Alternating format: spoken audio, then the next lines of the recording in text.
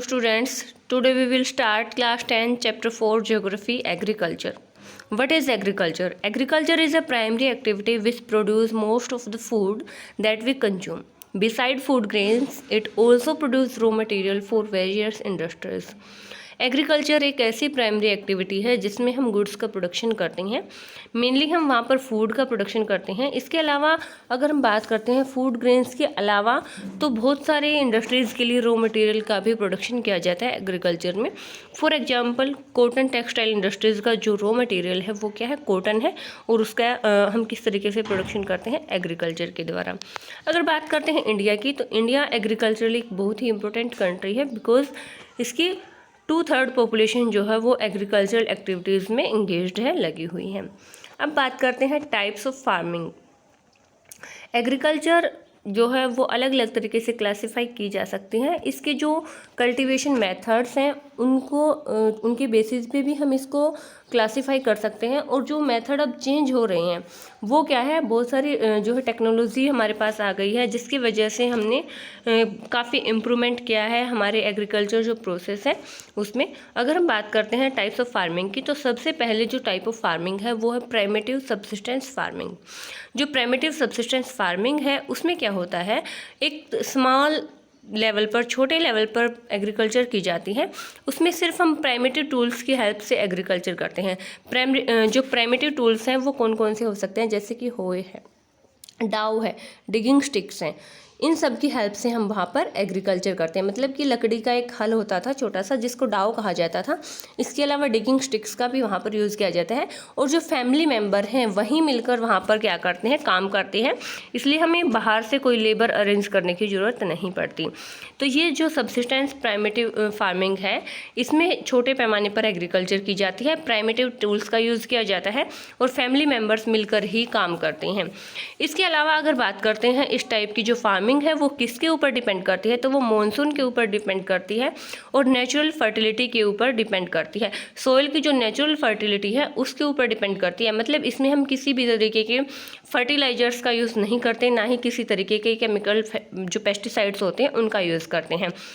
अगर हम बात करते हैं इस एग्रीकल्चर के दूसरे नाम की, तो इसको स्लैश एंड बर्न एग्रीकल्चर के नाम से भी जाना जाता है। अब देखिए स्लैश एंड बर्न एग्रीकल्चर क्या होती है। ये जो एग्रीकल्चर है इसमें हम क्या करते हैं, एक जो टुकड़ा होता है भूमि का उस पे से पेड़ों की कटाई करते हैं। आप ये पिक्चर भी देख सकते हैं, पेड़ों की कटाई करते हैं। वहाँ पर जो पेड़ हैं उनको काटने के बाद उनको इकट्ठा करके जला दिया जाता है और उसके बाद वहाँ पर एग्रीकल्चर की जाती है। अब उनको जलाने का फ़ायदा ये होता है कि जो जलाने के बाद राख वहाँ पर बनती है उसकी वजह से उस सॉइल की फर्टिलिटी और ज़्यादा बढ़ जाती है, फिर वहाँ पर एग्रीकल्चर की जाती है। इसी तरीके से काफ़ी टाइम तक वहाँ पर एग्रीकल्चर की जाती है, लेकिन जैसे ही उस सॉइल की जो फर्टिलिटी है वो ख़त्म हो जाती है उसके बाद क्या है, वहाँ पर फर्टिलाइजर्स का यूज़ नहीं किया जाता, बल्कि उस जगह को छोड़कर किसी दूसरी जगह पर जाकर एग्रीकल्चर करना स्टार्ट कर दिया जाता है। तो इसको क्या कहा जाता है, स्लैश एंड बर्न एग्रीकल्चर। इसके अलावा इसको शिफ्टिंग कल्टीवेशन भी कहा जाता है। शिफ्टिंग कल्टीवेशन क्यों कहा जाता है, क्योंकि इसमें क्या करते हैं, हम शिफ्ट हो जाते हैं एक जगह से दूसरी जगह। एक जगह पर हमने एग्रीकल्चर की कुछ टाइम पीरियड के लिए, जैसे ही वहाँ उस सॉइल की फर्टिलिटी ख़त्म हो जाती है हम क्या करते हैं, उस जगह को छोड़कर कहीं और जाकर एग्रीकल्चर करना स्टार्ट कर देते हैं। इसके बाद अगर बात करते हैं हम स्लैश एंड बर्न एग्रीकल्चर की, तो उसको शिफ्टिंग कल्टीवेशन के साथ साथ और भी बहुत सारे नामों से जाना जाता है। अगर हम बात करते हैं जो नॉर्थ ईस्टर्न स्टेट्स हैं उनकी, असम, मेघालय, मिजोरम और नागालैंड, इनमें इसको झूमिंग के नाम से जाना जाता है। इसके अलावा अलग अलग पार्ट्स में, जैसे कि मणिपुर में इसको पामलो के नाम से जाना जाता है। बस्टर जो डिस्ट्रिक्ट है वहाँ पर इसको दीपा नाम से जाना जाता है। अंडमान निकोबार और जो छत्तीसगढ़ है वहाँ पर इसको जो है दीपा नाम से जाना जाता है। मतलब क्या है कि इस एग्रीकल्चर को अलग अलग जगह पर अलग अलग नाम से जाना जाता है। अब जो झूमिंग है जिसको कि स्लैश एंड बर्न एग्रीकल्चर कहा जाता है उसको मैक्सिको और सेंट्रल अमेरिका में मिल्पा के नाम से जाना जाता है। वेनेजुएला में इसको कोनकू के नाम से जाना जाता है। ब्राज़ील में इसको रोका के नाम से जाना जाता है और सेंट्रल अफ्रीका में इसको जो है मासोला के नाम से जाना जाता है। इस तरीके से इंडिया में जो प्राइमेटिव फार्मिंग है या फिर जो शिफ्टिंग कल्टीवेशन है उसको अभी अगर बात करते हैं मध्य प्रदेश की, तो वहाँ पर बेवार या फिर दहिया के नाम से इसको जाना जाता है। आंध्र प्रदेश में इसको पेंडा या फिर पोडू कहा जाता है। इसके अलावा उड़ीसा में और जो वेस्टर्न घाट है वहाँ पर भी इसको अलग अलग नामों से जाना जाता है। जो इसको अगर बात करते हैं हिमालयन बेल्ट की, तो वहाँ पर खील नाम से जाना जाता है। कुरवा झारखंड में इसको कहा जाता है, और झूमिंग जो है वो नॉर्थ ईस्टर्न रीजन में कहा जाता है। तो ये चीज़ क्या थी कि जो शिफ्टिंग एग्रीकल्चर है, शिफ्टिंग कल्टीवेशन है, उसको अलग अलग जगहों पर अलग अलग नामों से जाना जाता है, लेकिन कल्टीवेशन वही है। शिफ्टिंग कल्टीवेशन में क्या होता है, मैंने अभी आपको बताया था कि एक जगह पर पेड़ों की कटाई करके उनको जला दिया जाता है और उसके बाद वहाँ पर कल्टीवेशन स्टार्ट कर दी जाती है। लेकिन जब काफ़ी टाइम बाद वहाँ पर एग्रीकल्चर करने के बाद उस सोइल की फर्टिलिटी ख़त्म हो जाती है, तो क्या करते हैं, वहाँ से हम एग्रीकल्चर करना छोड़कर कहीं और जाकर एग्रीकल्चर करना स्टार्ट कर देते हैं। इसके बाद जो सेकंड टाइप ऑफ फार्मिंग है वो है इंटेंसिव सब्सिस्टेंस फार्मिंग। देखिए, जो गहन जीविका कृषि है उसमें क्या होता है, उसमें जो पॉपुलेशन प्रेशर है लैंड के ऊपर वो ज़्यादा होता है, यानी कि हमारे पास ज़मीन कम होती है और उस ज़मीन पर रहने वाली पॉपुलेशन ज़्यादा है, और उस ज़्यादा पॉपुलेशन का पेट भरने के लिए हमें वहाँ पर ज़्यादा प्रोडक्शन करना पड़ता है, ज़्यादा वहाँ पर कल्टीवेशन करनी पड़ती है। अब ये जो इंटेंसिव सब्सिस्टेंस फार्मिंग है, इसमें हम क्या करते हैं, इसमें बड़े लेवल पर लेबर का यूज़ किया जाता है, और जो केमिकल पेस्टिसाइड्स होते हैं या फिर फर्टिलाइजर्स जो होते हैं उनका यूज़ करके यहाँ पर एग्रीकल्चर की जाती है। और इस तरीके की जो एग्रीकल्चर है उसमें अलग अलग तरीके के जो इनपुट हैं, जो नई टेक्नोलॉजी अब आई है, उन सब का यूज़ किया जाता है। और इसके अलावा हम बात करते हैं थर्ड टाइप ऑफ एग्रीकल्चर की, तो वो है कमर्शियल फार्मिंग। अब देखिए, जो कमर्शियल फार्मिंग है उसमें प्रोडक्शन सिर्फ अपनी आजीविका चलाने के लिए नहीं होता, बल्कि हम उसमें जो कल्टीवेशन करते हैं वो किस लिए करते हैं, वो व्यापार के लिए करते हैं, ट्रेड एंड कॉमर्स के लिए करते हैं। तो इस तरीके की जो फार्मिंग होती है उसको कमर्शियल फार्मिंग कहा जाता है। जो कमर्शियल फार्मिंग होती है उसमें HYV सीड्स का यूज़ किया जाता है। HYV सीड्स होते हैं हाई यील्डिंग वैरायटी, यानी कि ज़्यादा अच्छी क्वालिटी की जो सीड्स होते हैं उनका यूज़ किया जाता है। और इसके अलावा जो मॉडर्न इनपुट्स हैं एग्रीकल्चर के, उनका प्रयोग किया जाता है। मतलब आधुनिक जो नई टेक्नोलॉजी आई है उसका यूज़ किया जाता है, केमिकल फर्टिलाइजर्स का यूज़ किया जाता है, पेस्टिसाइड्स का यूज़ किया जाता है। तो इस तरीके से जो प्रोडक्टिविटी है उसको बढ़ाया जाता है, उत्पादन क्षमता को बढ़ाया जाता है ज़्यादा से ज़्यादा केमिकल फर्टिलाइजर्स यूज़ करके। अगर बात करते हैं एग्जांपल्स की, तो कमर्शियल फार्मिंग का सबसे अच्छा एग्जांपल है राइस। अगर हम बात करते हैं पंजाब और हरियाणा की, तो पंजाब और हरियाणा में राइस का प्रोडक्शन जो है वो कमर्शियल फार्मिंग के रूप में किया जाता है। लेकिन बहुत से पार्ट्स ऐसे भी हैं जहाँ पर एक सब्सिस्टेंस क्रॉप के रूप में इसको उगाया जाता है, जैसे कि उड़ीसा है, क्योंकि वहाँ पर राइस का ही जो है ज़्यादा से ज़्यादा खाने के रूप में उसको ग्रहण किया जाता है। लेकिन पंजाब और हरियाणा में ये एक तरीके से क्या है, कमर्शियल फार्मिंग है, क्योंकि जो चावल का प्रोडक्शन है पंजाब और हरियाणा में वो एक स्टेपल फूड के रूप में किया जाता है, और जो बाकी उनके पास सरप्लस है उसको क्या कर दिया जाता है, बेचा जाता है। इसके और भी बहुत सारे एग्जाम्पल हैं। प्लांटेशन है, प्लांटेशन भी कमर्शियल फार्मिंग का ही एक टाइप है। इस तरीके के जो टाइप होते हैं प्लांटेशन वगैरह, उसमें क्या होता है, एक बड़े लेवल पर क्रॉप्स का प्रोडक्शन किया जाता है, जैसे कि कॉफ़ी, चाय, रबर, शुगर केन, बनाना, इस तरीके की जो चीज़ें हैं उनका जो प्लांटेशन है वो भी किस में आता है, कमर्शियल फार्मिंग में आता है। असम में चाय का प्रोडक्शन ज़्यादा किया जाता है, नॉर्थ बंगाल में कॉफ़ी का किया जाता है। इसके अलावा कॉफ़ी के प्रोडक्शन में कर्नाटका सबसे आगे है। बनाना प्लांटेशन देख सकते हैं आप, साउथर्न पार्ट में की जाती है इंडिया के। बैम्बू प्लांटेशन जो है वो भी कमर्शियल फार्मिंग का ही एक एग्जाम्पल है। देखिए, मैंने आपको अभी बताया था, देखिए जो टाइप है उनके नाम से ही हम पता लगा सकते हैं। जैसे कि इंटेंसिव सब्सिस्टेंस फार्मिंग है, सब्सिस्टेंस फार्मिंग का मतलब होता है निर्वाह कृषि, मतलब हम अपना निर्वाह करने के लिए उसका प्रोडक्शन कर रहे हैं, हमें उन क्रॉप्स की खाने के लिए ज़रूरत है। जैसे कि गेहूं का प्रोडक्शन है, हम किस लिए करते हैं, खाने के लिए करते हैं। लेकिन जो बनाना प्लांटेशन है या फिर बैम्बू प्लांटेशन है, उसका प्रयोग हम खाने के लिए नहीं कर सकते। सिर्फ बनाना से ऐसा नहीं हो सकता कि बनाना खाने के बाद हमें खाना पकाने की ज़रूरत ना पड़े, ठीक है। तो उन सब का यूज़, उन सब की जो कल्टिवेशन है, उन सबको हम किस लिए उगाते हैं, हम उनको ट्रेड और कॉमर्स के लिए उगाते हैं। तो इस तरीके की जो भी एग्रीकल्चर है उसको क्या कहा जाता है, कमर्शियल फार्मिंग कहा जाता है। इसके बाद बात आती है क्रॉपिंग पैटर्न की। क्रॉपिंग पैटर्न का मतलब है कि जो क्रॉप्स का प्रोडक्शन हम करते हैं उसके लिए जो कल्टीवेशन करते हैं वो किस तरीके से अलग अलग सीज़न में की जाती है। अलग अलग सीज़न में हम कौन सी अलग अलग जो क्रॉप्स का प्रोडक्शन कर सकते हैं। अगर हम फूड की बात करते हैं या फिर फाइबर क्रॉप्स की बात करते हैं, वेजिटेबल्स, जो फ्रूट्स हैं या फिर स्पाइसेस हैं, इन सब की बात करते हैं, तो ये अलग अलग सिचुएशन में उगाई जाती हैं, अलग अलग क्लाइमेटिक कंडीशंस में उगाई जाती हैं। तो इन्हीं क्लाइमेटिक कंडीशंस के अकॉर्डिंग इंडिया में जो क्रॉपिंग सीज़न है वो 3 तरह का है, रबी, खरीफ और जायद। जो रबी क्रॉप्स हैं उनको विंटर सीजन में अक्टूबर से दिसंबर तक जो है उनको उगाया जाता है। इसके बाद अगर बात करते हैं खरीफ की, जायद की, तो खरीफ और जायद के बीच में देखिए जो सीज़न होता है उसको खरीफ और रबी के बीच का जो सीज़न होता है उसको जायद कहा जाता है। रबी की क्रॉप्स का देखिए रिपीट कर देती हूँ। रबी जो क्रॉप्स होती हैं उनको विंटर में बोया जाता है अक्टूबर से दिसंबर के बीच में, और समर में अप्रैल से जून के बीच में उनको काट लिया जाता है। इसके बाद कुछ रबी क्रॉप्स के एग्जांपल की अगर बात करते हैं तो वीट है, बेरली है, पीज है, ग्राम है, मस्टर्ड है, ये सब किसके एग्जाम्पल है? रबी क्रॉप्स के एग्जाम्पल हैं। ये जो क्रॉप्स है रबी की क्रॉप्स इंडिया के बहुत सारे पार्ट्स में उगाई जाती हैं, जैसे कि जो वेस्टर्न पार्ट्स हैं पंजाब, हरियाणा, हिमाचल प्रदेश, जम्मू कश्मीर, उत्तराखंड, उत्तर प्रदेश, ये कुछ इंपॉर्टेंट वीट प्रोडक्शन स्टेट्स के नाम मैंने आपको बताए हैं। इसके अलावा जो प्रेसिपिटेशन है वो भी होनी चाहिए। प्रेसिपिटेशन का मतलब है हल्की हल्की बारिश होनी चाहिए वहाँ पर, और जो टेम्परेट साइक्लोन्स हैं वो भी हेल्प करते हैं इन सब के ग्रोथ के ऊपर। इसके अलावा बात करते हैं ग्रीन रेवोल्यूशन की, तो ग्रीन रेवोल्यूशन जो है 1960s का जो दशक था उस टाइम पे स्टार्ट हुई थी। उसमें क्या किया गया था? HYV सीड्स का यूज़ करके प्रोडक्शन को बढ़ाने की कोशिश की गई थी। जो प्रोडक्टिविटी है वो ज़्यादा बढ़ गई थी, और वो कौन कौन से रीजन में ज़्यादा जो है एक तरीके से कह सकते हैं हेल्पफुल रही थी, तो वो पंजाब, हरियाणा, वेस्टर्न उत्तर प्रदेश और राजस्थान के कुछ पार्ट्स में जो है इसने अपना प्रभाव दिखाया था। इसके बाद बात करते हैं खरीफ क्रॉप्स की। जो खरीफ क्रॉप्स होती हैं वो कब बोई जाती हैं? देखिए जब रबी की क्रॉप्स को काट लिया जाता है तो उसके बाद जो खरीफ क्रॉप्स होती हैं उनका प्रोडक्शन किया जाता है। इनको जो है मानसून आने के बाद जो उगाया जाता है, और सितंबर अक्टूबर के जो महीने होते हैं उनमें इनको काट लिया जाता है। इसमें कौन कौन सी क्रॉप्स होती हैं? इसमें होती है पैडी, मेज़, जवार, बाजरा और तुर जो है अरहर होती है, एक तरीके से दाल होती है ये, मूंग, उड़द, कॉटन, जूट, ग्राउंडनट और सोयाबीन, इन जो सारी क्रॉप्स का प्रोडक्शन किया जाता है रबी की सीज़न में। इसके बाद अगर बात करते हैं रीजन की कि इंडिया में कौन कौन से ऐसे रीजन्स हैं जहाँ पर प्रोडक्शन किया जाता है, तो वो है Assam, West Bengal, coastal region of Odisha, Andhra Pradesh, Telangana, Tamil Nadu, Kerala और महाराष्ट्र।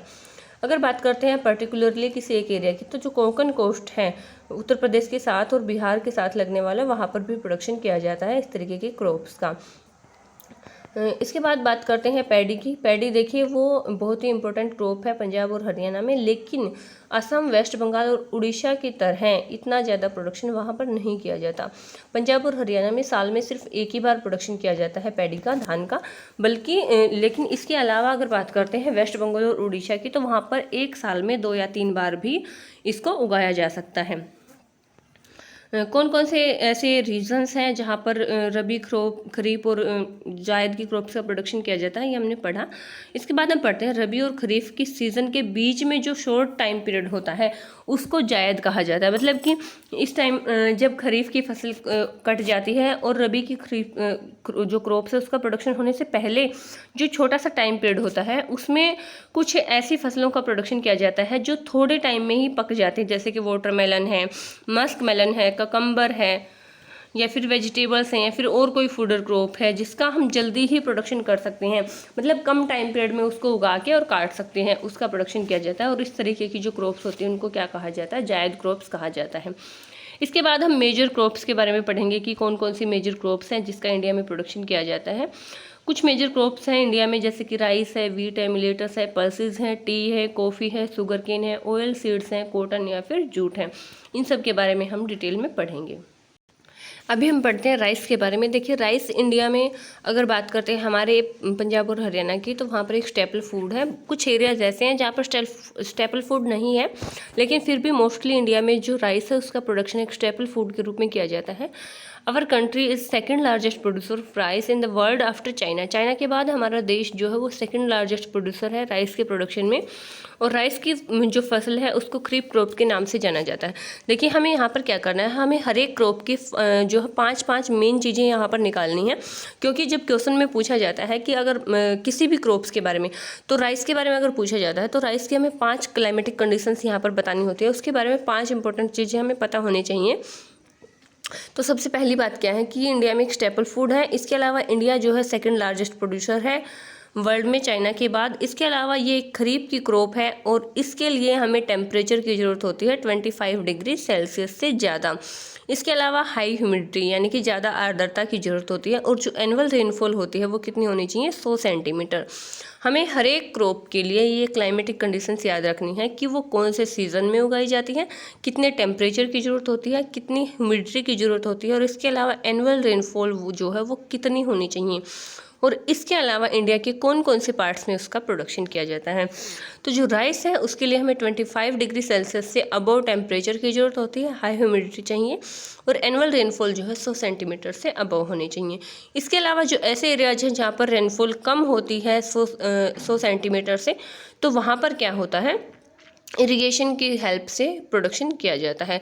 राइस जो है उसका प्लेन एरियाज़ में भी, जैसे कि नॉर्थ ईस्टर्न इंडिया है वहाँ पर भी प्रोडक्शन किया जा सकता है, और जो कोस्टल एरियाज हैं या फिर जो डेल्टिक रीजन है वहाँ पर भी इसका जो प्रोडक्शन किया जा सकता है। लेकिन अब जो है डेंस नेटवर्क का डेवलपमेंट हो गया है, कैनाल्स का बहुत सी नहरें निकाल दी गई हैं, तो वहाँ से इरिगेशन करके किसी भी पार्ट में जो है राइस का प्रोडक्शन किया जा सकता है। देखिए राइस के प्रोडक्शन के लिए आप सबको पता है कि हमें ज़्यादा पानी की ज़रूरत होती है, तो जहाँ पर पानी अवेलेबल हो सकता है वहीं पर राइस कल्टीवेशन ईजीली की जा सकती है। इसके बाद बात करते हैं इंडिया में कहाँ कहाँ पर कौन कौन से एरियाज़ पर कितना प्रोडक्शन किया जाता है राइस का। तो देखिए जो मेजर एरियाज़ हैं उनको ग्रीन कलर से रिप्रेजेंट किया गया है, डार्क ग्रीन से। तो ये मेजर एरियाज़ हैं यानी कि यहाँ पर ज़्यादा प्रोडक्शन किया जाता है राइस का। अभी मैंने आपको बताया था कि जो कोस्टल रीजन है यानी कि समुद्र तट से लगने वाले जो एरियाज़ हैं वहाँ पर ज़्यादा जो है कल्टीवेशन किया जाता है राइस का। इसके अलावा पंजाब, हरियाणा या फिर ये वाला जो पार्ट है यहाँ पर कम प्रोडक्शन किया जाता है, यानी कि यहाँ पर गेहूं का प्रोडक्शन ज़्यादा होता है, राइस का कम होता है। तो ये इंडिया के कुछ मेजर पार्ट्स हैं जहाँ पर राइस का प्रोडक्शन कम किया जाता है। जो लाइट ग्रीन कलर है वो क्या रिप्रेजेंट करता है कि यहाँ पर राइस का प्रोडक्शन कम होता है। इसके बाद बात आती है वीट की। वीट जो है वो एक सेकंड मोस्ट इम्पोर्टेंट क्रॉप है इंडिया में। इंडिया में अगर बात करते हैं वीट के प्रोडक्शन की तो ये बहुत से पार्ट्स में किया जाता है। इसके लिए हमें कौन कौन सी क्लाइमेटिक कंडीशंस की ज़रूरत होती है। देखिए जो वीट है उसके उगाने के लिए जब उसको बोया जाता है तो उस टाइम पे एक कूल ग्रोइंग सीजन की हमें ज़रूरत होती है, यानी कि ज़्यादा वहाँ पर जो टेम्परेचर हाई नहीं होना चाहिए। और इसके अलावा इसको पकने के लिए ब्राइट सनसाइन की ज़रूरत होती है, यानी कि चमकीली धूप की ज़रूरत होती है। और इसके अलावा 50 से 75 सेंटीमीटर एनुअल रेनफॉल होनी चाहिए। ये जो इम्पोर्टेंट क्रॉप है इसको अलग अलग वीट ग्रोइंग जोन्स में डिवाइड किया जाता है कंट्री के। तो जो पहला वीट ग्रोइंग जोन है वो क्या है, the Ganga Sutlej plain in the north west end. इसके अलावा सेकंड है black soil region of the Deccan. दो पार्ट हैं जहाँ पर अलग अलग तरीके से मेजर प्रोडक्शन किया जाता है वीट का। इसके अलावा कुछ स्टेट्स हैं जहाँ पर इसका ज़्यादा प्रोडक्शन किया जाता है, तो वो है पंजाब, हरियाणा, उत्तर प्रदेश, बिहार, राजस्थान और मध्य प्रदेश के कुछ पार्ट्स। तो वीट की कल्टीवेशन के लिए मैंने अभी आपको बताया कि क्या क्या इंपॉर्टेंट होता है, इसको जिस टाइम पे बोया जाता है। देखिए जो वीट है वो कौन सी क्रॉप है, रबी है या खरीफ है। मैंने आपको रबी और खरीफ में डिफरेंस बताया था कि जो रबी की फसल होती है वो किस टाइम पीरियड में उगाई जाती है, खरीफ की फसल जो है वो कब उगाई जाती है। तो वीट जो है वो एक रबी की फसल है और रबी की फसल जो है वो नवंबर दिसंबर के महीने में, अक्टूबर से नवंबर के महीने में उगाई जाती है और जो है मार्च अप्रैल में काट ली जाती है। तो वीट भी उसी टाइम पीरियड में बोया जाता है और काट लिया जाता है और इसके लिए 50 से 75 सेंटीमीटर एनुअल रेनफॉल की ज़रूरत होती है। इसके बाद जो नेक्स्ट इम्पोर्टेंट क्रॉप है वो है मिलेटस, मतलब मोटे अनाज। इसमें ज्वार, बाजरा, रागी ये सारी चीज़ें आती हैं। तो इंडिया में इन सब का भी प्रोडक्शन किया जाता है। जो मोटे अनाज होते हैं उसमें ज्वार, बाजरा और रागी का कल्टीवेशन किया जाता है। अगर बात करते हैं मेजर ज्वार प्रोड्यूसिंग स्टेट्स की तो वो 2011-12 के अकॉर्डिंग महाराष्ट्र, कर्नाटक, आंध्र प्रदेश और मध्य प्रदेश थी। इसके अलावा बात करते हैं बाजरा ग्रोइंग जो स्टेट्स हैं उनकी, तो बाजरा जो है वो सैंडी सॉइल में उगाया जाता है और जो सैलो ब्लैक सॉइल होती है, ये जो बाजरे का प्रोडक्शन है काली मिट्टी में ज़्यादा अच्छा होता है। बाजरा जो है वो कहाँ कहाँ पर उगाया जाता है इंडिया में, राजस्थान, उत्तर प्रदेश, महाराष्ट्र, गुजरात और हरियाणा में उगाया जाता है मेनली। ये जो हम डेटा पढ़ रहे हैं ये 2011 और 12 के अकॉर्डिंग है। रागी जो है, रागी का भी इंडिया के कई अलग अलग पार्ट्स में जो है प्रोडक्शन किया जाता है। तो रागी का जो प्रोडक्शन है वो ड्राई रीजन में किया जाता है। इसके अलावा रेड और ब्लैक सैंडी लोमी जो सैलो ब्लैक सोइल होती है वहाँ पर इसका प्रोडक्शन किया जा सकता है, यानी कि लाल मिट्टी में भी इसका प्रोडक्शन हो सकता है, ब्लैक में भी, और सैंडी और जो लोमी सैलो ब्लैक सोइल है वहाँ पर भी इसका प्रोडक्शन किया जा सकता है। इसके अलावा मेजर रागी प्रोड्यूसिंग स्टेट्स की बात करते हैं तो वो कौन कौन से हैं जिनमें रागी का प्रोडक्शन किया जाता है। तो major ragi producing states are Karnataka, Tamil Nadu, Himachal Pradesh, Uttarakhand, Sikkim, Jharkhand and Arunachal Pradesh. इसके बाद बात करते हैं मेज़ की। मेज़ जो है वो भी एक इम्पोर्टेंट फूडर क्रॉप है। फूड एंड फूडर दोनों के रूप में इसका यूज़ किया जा सकता है। मतलब मक्का को हम चारे के रूप में भी यूज़ कर सकते हैं और खाने के रूप में भी यूज़ कर सकते हैं। और ये खरीफ की क्रॉप है। इसके लिए टेम्परेचर जो है 21 डिग्री सेल्सियस से 27 डिग्री सेल्सियस के बीच में होना चाहिए और इसके लिए ओल्ड एलिवेल सॉइल जो है वो इम्पोर्टेंट है। इसके अलावा कौन कौन से स्टेट्स हैं जहाँ पर इसका प्रोडक्शन किया जाता है तो वो है बिहार। इसके अलावा बात करते हैं अदर रबी इसके सीज़न की। तो ये रबी के सीज़न में इसका प्रोडक्शन भी किया जा सकता है बिहार में। कुछ मॉडर्न इनपुट्स हैं उनका यूज़ करके जो है इसका प्रोडक्शन और भी किसी टाइम पीरियड में किया जा सकता है। मतलब जब ये खरीफ की फसल है लेकिन इसका रबी के सीज़न में भी जो है उगाया जा सकता है। जो मॉडर्न इनपुट्स हैं जैसे उनका यूज़ करके या फिर HYV सीड्स का यूज करके, फर्टिलाइजर्स का यूज करके या फिर इरिगेशन की हेल्प से इसको जो है और ज़्यादा प्रोडक्शन इसका किया जा सकता है। जो मेजर मेज़ प्रोड्यूसिंग स्टेट्स हैं वो हैं कर्नाटका, उत्तर प्रदेश, बिहार, आंध्र प्रदेश, तेलंगाना और मध्य प्रदेश। इसके बाद बात आती है पल्सेस की। इंडिया जो है लार्जेस्ट प्रोड्यूसर है पल्सेस का। अगर बात करते हैं इंडिया के कुछ मेजर सोर्सेज के, मतलब जो पल्सेस हैं वो मेजर सोर्सेज हैं प्रोटीन का। इसके अलावा जो वेजिटेरियन डाइट्स है उसमें प्रोटीन का मेजर जो सोर्स है वो पल्सेस ही होती हैं, क्योंकि जो नॉन वेजिटेरियन है उनके लिए तो और भी सोर्सेज हो सकते हैं लेकिन वेजिटेरियन में मेनली जो सोर्स होते हैं प्रोटीन का वो पल्सेस होती हैं। कुछ मेजर पल्सेस की अगर बात करते हैं तो वो कौन कौन सी हैं। तुर जो है अरहर होती है, उड़द, मूंग, मसूर, पीस और इसके अलावा ग्राम्स भी होते हैं और भी बहुत सारी पल्सेस होती हैं। ये वीट प्रोड्यूसिंग स्टेट्स यहाँ पर दिखा रखे हैं कौन कौन से मेजर वीट प्रोड्यूसिंग एरियाज़ हैं। तो जो मेजर एरियाज़ हैं उनको ये जो हल्का हल्का रेड कलर है इसमें रिप्रेजेंट कर रखा है। ये वाला जो कलर है ये किसके लिए, मेजर वीट प्रोड्यूसिंग स्टेट्स के लिए। देखिए हमने जब पढ़ा था तो ये क्या थे, राइस प्रोड्यूसिंग स्टेट्स में ये क्या थे, यहाँ पर कम किया जाता है राइस का प्रोडक्शन। तो जहाँ पर राइस का प्रोडक्शन कम किया जाता है वहाँ वीट का ज़्यादा किया जाता है। और ये वाले जो एरियाज़ हैं यहाँ पर राइस प्रोड्यूसिंग स्टेट्स ज़्यादा है और ये यहाँ पर अगर बात करते हैं वीट प्रोड्यूसिंग स्टेट्स की कम जहाँ पर किया जाता है वो ये वाले स्टेट्स हैं जिनको लाइट कलर से रिप्रेजेंट कर रखा है। तो यहाँ पर आप देख सकते हैं कि किस तरीके से कुछ एरियाज़ हैं जहाँ पर वीट का प्रोडक्शन ज़्यादा होता है, कुछ एरियाज़ ऐसे हैं इंडिया में जहाँ पर राइस का प्रोडक्शन ज़्यादा होता है। इसके अलावा अगर हम बात करते हैं पल्सेस की तो उसको खरीफ के सीज़न में और रबी के सीज़न में किस सीज़न में ज़्यादा बोया जाता है। तो देखिए इनके लिए जो क्लाइमेटिक कंडीशंस होते हैं वो अलग अलग होती हैं। जो लिगुमिनियस क्रॉप्स होती हैं, लिगुमिनियस क्रॉप्स का मतलब है जो फलीदार फसलें होती हैं। फलीदार फसलों में ज़्यादातर कौन सी फसलें आती हैं, दालें ही आती हैं। अगर हम बात करते हैं इसकी तो इसके लिए जो सोयल है उसकी फर्टिलिटी बहुत ही अच्छी होनी चाहिए। तो जितनी भी लुगुमिनियस क्रॉप्स होते हैं, जितनी भी फलीदार फसलें होती हैं वो सोइल की फर्टिलिटी को वापस रिस्टोर करने में हेल्पफुल होती हैं अरहर को छोड़ के। क्योंकि जितनी भी क्रॉप्स होती हैं उनके बीच बीच में अगर दालों का या फिर किसी फलीदार फसलों का प्रोडक्शन किया जाए तो सोइल की फर्टिलिटी बनी रहती है। इसीलिए क्या किया जाता है, इनको फसलों के बीच बीच में उगाया जाता है। मेजर पल्सेस प्रोड्यूसिंग स्टेट्स कौन कौन सी इंडिया में, मध्य प्रदेश, उत्तर प्रदेश, राजस्थान, महाराष्ट्र और कर्नाटक है। इसके बाद बात करते हैं फूड क्रॉप्स की अदर देन ग्रेन्स। ग्रेन्स के अलावा कौन कौन सी फूड क्रॉप्स होती है, शुगर केन। सबसे फर्स्ट बात करते हैं शुगर केन की। देखिए शुगर केन जो है वो ट्रॉपिकल और सब ट्रॉपिकल क्रॉप है और इसके उगने के लिए हमें ह्यूमिड क्लाइमेट की ज़रूरत होती है और टेम्परेचर 21 डिग्री सेल्सियस से 27 डिग्री सेल्सियस के बीच में होना चाहिए। एनुअल रेनफॉल जो है वो 75 सेंटीमीटर से 100 सेंटीमीटर के बीच होनी चाहिए। देखिए मैंने पहले भी आपको बताया था कि किसी भी क्रॉप के बारे में अगर हम पढ़ रहे हैं तो सबसे पहले हमें पता होना चाहिए कि वो किस तरीके की क्रॉप है और उसके लिए कितने डिग्री टेम्परेचर की ज़रूरत होती है, कितने डिग्री कितने सेंटीमीटर जो है रेनफॉल की ज़रूरत होती है और किस तरीके की क्लाइमेट की ज़रूरत होती है। इस तरीके की चीज़ें जो है 5 से 6 जो इम्पोर्टेंट चीज़ें हैं वो हमें हर एक क्रॉप के बारे में पता होनी चाहिए। इसके बाद बात करते हैं शुगर केन के प्रोडक्शन के लिए। तो शुगर केन के लिए जो है बहुत सारी लेबर की ज़रूरत होती है, इसको बोने से लेकर इसको काटने तक का जो टाइम पीरियड होता है। और इंडिया जो है सेकंड लार्जेस्ट प्रोड्यूसर है शुगर केन का ब्राज़ील के बाद।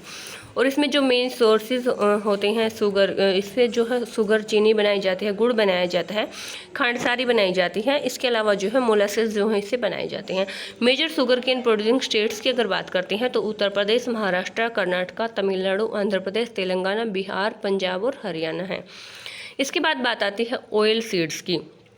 ऑयल सीड्स की बात करते हैं तो 2008 में इंडिया सेकंड लार्जेस्ट प्रोड्यूसर था ग्राउंड नट का पूरे वर्ल्ड में, चाइना के बाद में। अगर बात करते हैं रेप सीड की, सफ़ेद सरसों के प्रोडक्शन की, तो इंडिया जो है थर्ड लार्जेस्ट प्रोड्यूसर कंट्री है वर्ल्ड में, जो कनाडा चाइना के बाद में।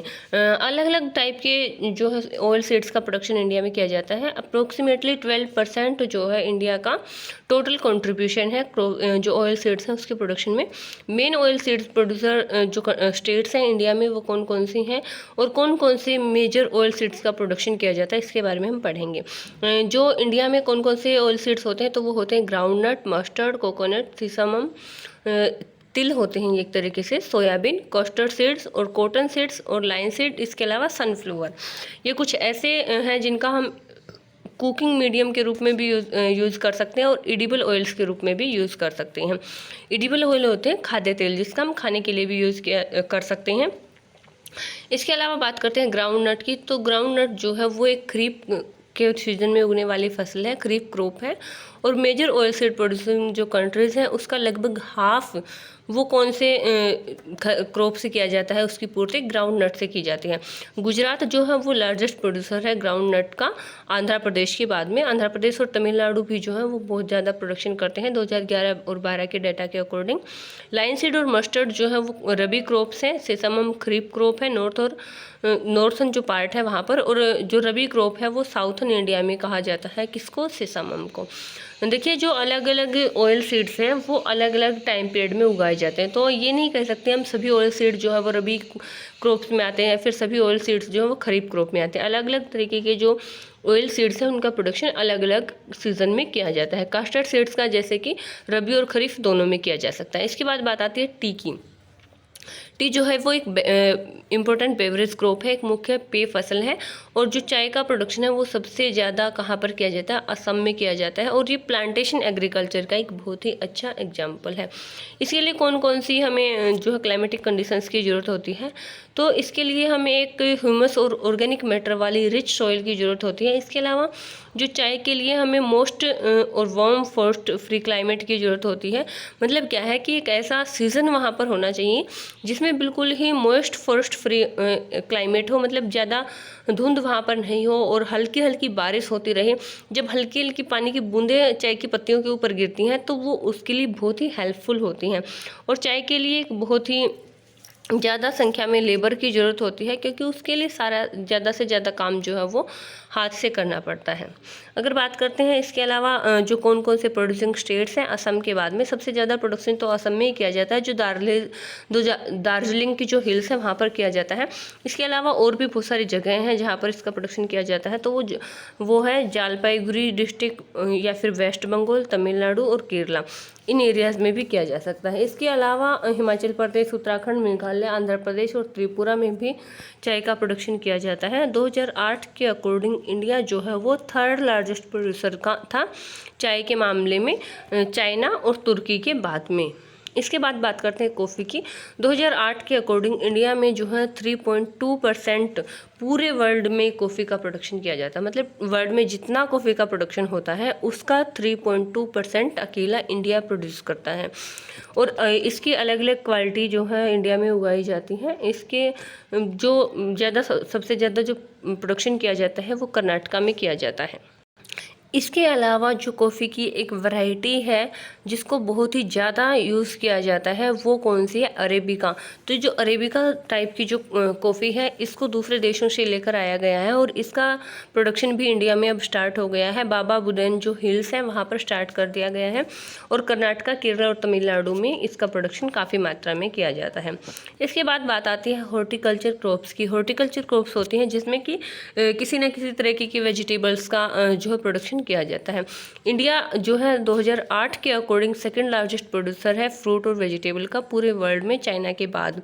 India is a producer of tropical as well as temperate fruits. जो ट्रॉपिकल और टेम्परेट फ्रूट्स हैं उनका ज़्यादा से ज़्यादा प्रोडक्शन किया जाता है। मैंगो महाराष्ट्र में, आंध्र प्रदेश में, तेलंगाना में, उत्तर प्रदेश और वेस्ट बंगाल में प्रोड्यूस किए जाते हैं। इसके बाद बात आती है ऑरेंज की। तो ऑरेंजेस जो हैं वो नागपुर और जो है मेघालय में जो है पर्टिकुलर जगह है चेरापूंजी, वहाँ पर इसका प्रोडक्शन किया जाता है। बनाना का केरला, मिजोरम, महाराष्ट्र और तमिलनाडु में किया जाता है। लीची और गुआवा का उत्तर प्रदेश में, बिहार में किया जाता है। पाइन एप्पल का प्रोडक्शन जो है ज़्यादा मेघालय में किया जाता है। ग्रेप्स का आंध्र प्रदेश में, तेलंगाना, महाराष्ट्र में। एप्पल और पियर्स या फिर एप्रिकॉट्स का, वालनट्स का जम्मू कश्मीर में और हिमाचल प्रदेश में किया जाता है और इनकी काफ़ी मात्रा में डिमांड है पूरे वर्ल्ड में। इंडिया जो है लगभग 13% पूरे वर्ल्ड की वेजिटेबल्स का प्रोड्यूस करता है।